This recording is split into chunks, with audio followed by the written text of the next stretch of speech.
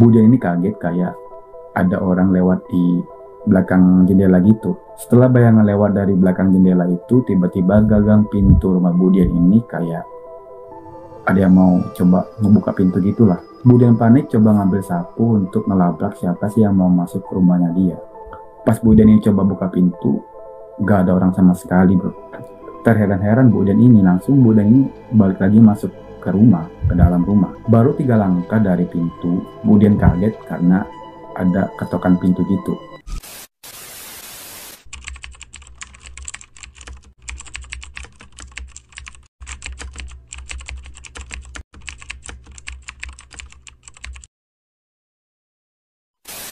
Assalamualaikum warahmatullahi wabarakatuh. Balik lagi dengan aku di Cita Mading. Cita Mading ini menceritakan cerita-cerita dan pengalaman horor kalian. Jadi buat teman-teman semua yang mau ceritanya atau pengalaman horornya aku tayangin di YouTube aku, langsung saja kirim cerita kalian, cek deskripsi di bawah karena di situ ada beberapa link untuk kalian kirimkan cerita kalian.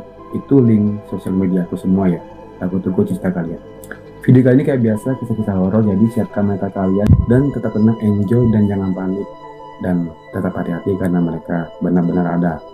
Stay terus di sini guys, jangan kemana-mana biar nggak ketinggalan cerita-cerita horornya. Jangan lupa di subscribe. Masih di Cita Mading guys, cerita ini bercerita tentang salah satu seorang guru yang baru pertama kali dia ini mengajar, dan mengajarnya pun jauh di ujung kulon sana guys. Jadi sebut saja nama pengajar ini atau guru ini Budian. Jadi Budian ini bercerita katanya dia ini malah nyasar atau masuk ke kawasan dan ke kerajaan jin gitu. Loh, kok bisa ya Budian ini nyasar ke kerajaan jin? Jadi nggak perlu banyak cekcok lagi, langsung saja kita ke ceritanya.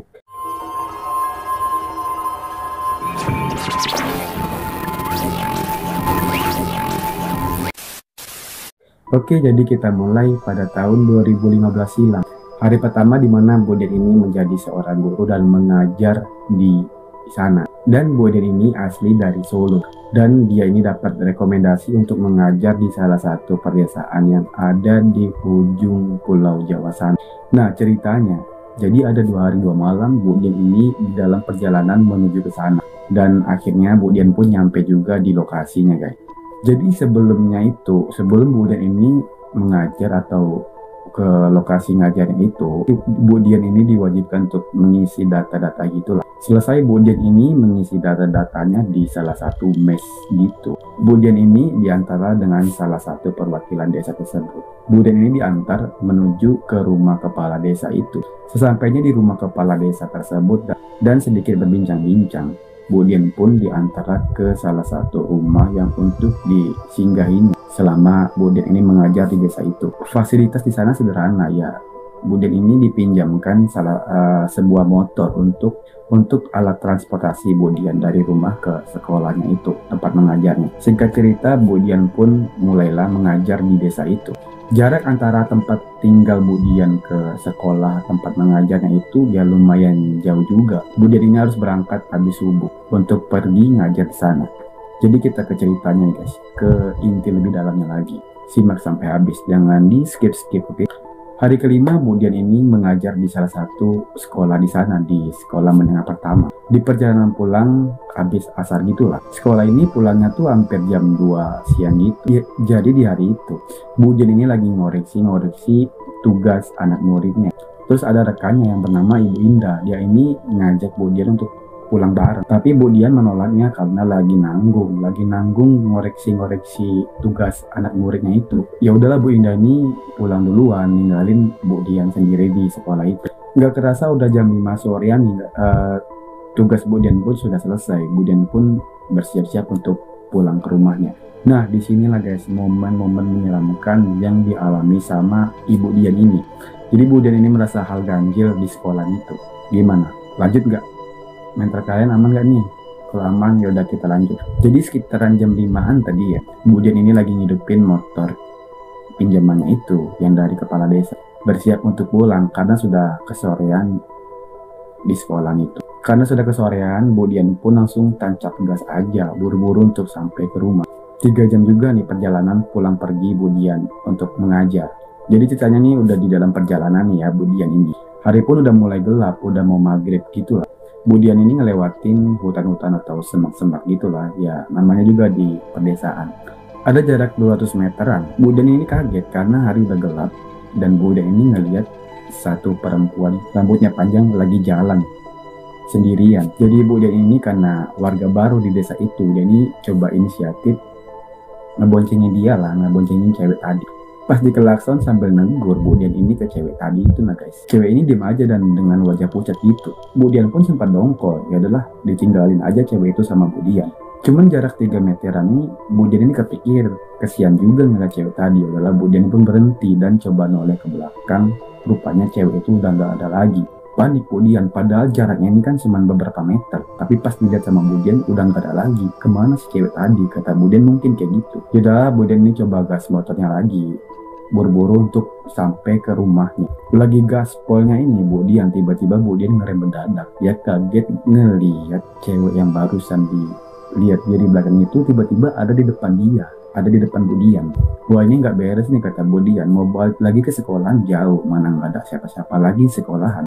Jadi harus gimana? Budian pun bingung. Ya udahlah, Budian ini langsung tancap gas aja, ngebut aja lagi tuh, pokoknya harus sampai ke rumah. Pokoknya intinya ini Budian ini ketakutan setengah mati lah. Jadi kira-kira ada jarak 500 meteran lagi mau nyampe ke rumah Budian ini. Tiba-tiba motornya ini mogok tanpa sebab apapun. Mana udah jam 4 malam, suasana di sana pun sudah sepi banget. Ya paling suara-suara hewan-hewan kayak jangkrik gitu lah. Ya udahlah Budian ini coba dorong aja itu motor. Jadi ada 200 meteran tuh Budian ini ngedorong motornya. Tapi nggak juga bisa menyala motornya ini, nggak mau hidup sama sekali. Tapi anehnya jarak 10 meteran lagi nih mau nyampe ke rumahnya. Jadi Budian ini coba ngidupin lagi motornya. Motornya pun tiba-tiba hidup. Gak mikir-mikir lagi, ya udah langsung aja tancap gas lagi Budian ini, dan akhirnya Budian nyampe juga di rumah. Sampainya di rumah Budian pun langsung mandi dan bersih-bersih dan coba untuk tidur biar agak tenang dikit otaknya. Besok paginya kebetulan hari Minggu, sekolah pada libur. Jadi Budian ini coba inisiatif nemuin ya orang-orang tua di desa itulah, mau nanyain tentang peristiwa yang sudah terjadi sama Budian kemarin. Nah pas nyampenya di rumah orang-orang tua di desa itu, Budian pun coba ceritain apa yang sudah dialaminya sama Budian ini kemarin. Nah lantas orang-orang tua di desa itu cobalah ceritain tentang hal-hal mistis yang ada di desa itu. Jadi ceritanya desa ini, apalagi jalur yang dilewatin sama Budian dari rumah ke sekolah maupun dari sekolah ke rumah, itu tuh adalah jalur kerajaan jin gitu, yang pokoknya kerajaan jin terbesar yang ada di desa itu. Pergantian waktu dunia mereka itu sehabis maghrib sampai sehabis subuh gitu, kata ketua-ketua desa di sana. Karena nggak tahu nih, Budian ini kemarin pun pulangnya maghrib itu. Ya jadi Budian ini, kata ketua-ketua di sana, orang-orang tua di sana ya masuk ke kerajaan jin gitu. Ya untung aja Budian ini bisa balik dengan selamat, kata orang-orang tua di sana. Kerajaan jin di sana itu megah banget dan luas. Untuk masuk ke sana perlu banyak beberapa ya kayak rintangan-rintangan gitulah. Dan juga nih ada katanya penjaga kerajaan jin itu mempunyai sayap yang gede banget lah. Dan juga guys katanya ada beberapa orang yang coba untuk masuk ke kerajaan jin itu hanya sekedar untuk pesugihan gitulah, atau minta kekayaan gitu. Dan apabila ada yang masuk ke kawasan kerajaan itu, 100% orang itu nggak bakal balik dengan selamat lagi. Jadi seminggu setelah itu nih, pas malam hari, dan nggak tahu kenapa di hari itu dari pagi sampai sore sampai ke malam hujannya nggak reda-reda. Budian pun sampai-sampai nggak ngajar, bukan karena alasan hujan. Jadi memang di desa itu kalau hujan, habis hujan itu kayak mana ya, rute atau lokasi jalan dari desa ke sekolah maupun sebaliknya nggak bisa dilewatin sama sekali. Ya mau nggak mau Budian jadi di rumah aja. Jadi di malam hari ini sekitaran jam 10 malam. Jadi Budian ini lagi buat soal ulangan untuk murid-muridnya besok kerjain. Budian ini pas lagi buat soal untuk ulangan murid-muridnya, Budian ini ngerasa kayak ada yang merhatiin dia gitu dari dapur. Pokoknya kata Budian ini banyak deh kejadian-kejadian aneh di desa itu selama Budian ini mengabdi di sekolahan itu.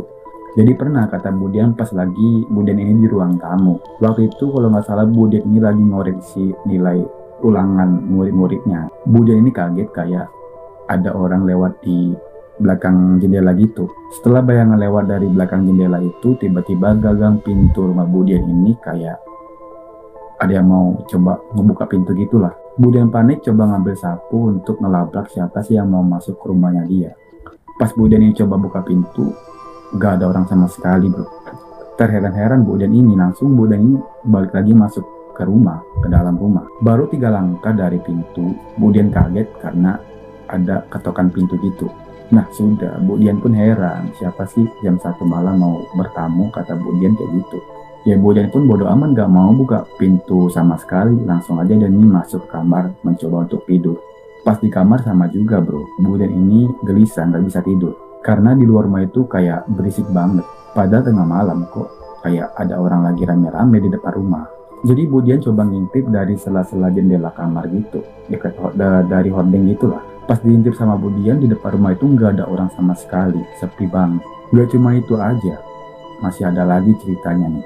Kata Bu Dian, pernah di pagi hari jam 10 pagi, habis mandi kata dia dan lagi sisiran makeup gitulah, maklumlah cewek. Jadi pas Bu Dian ini lagi sisiran atau lagi makeup gitu di depan kaca, Bu Dian ini kaget setengah mati bro. Bu Dian ini kaget pas lagi ngaca, dia ini ngeliat sosok perempuan yang pernah ditemuin Bu Dian pas pertama kali dia ini balik ngajar itu bro.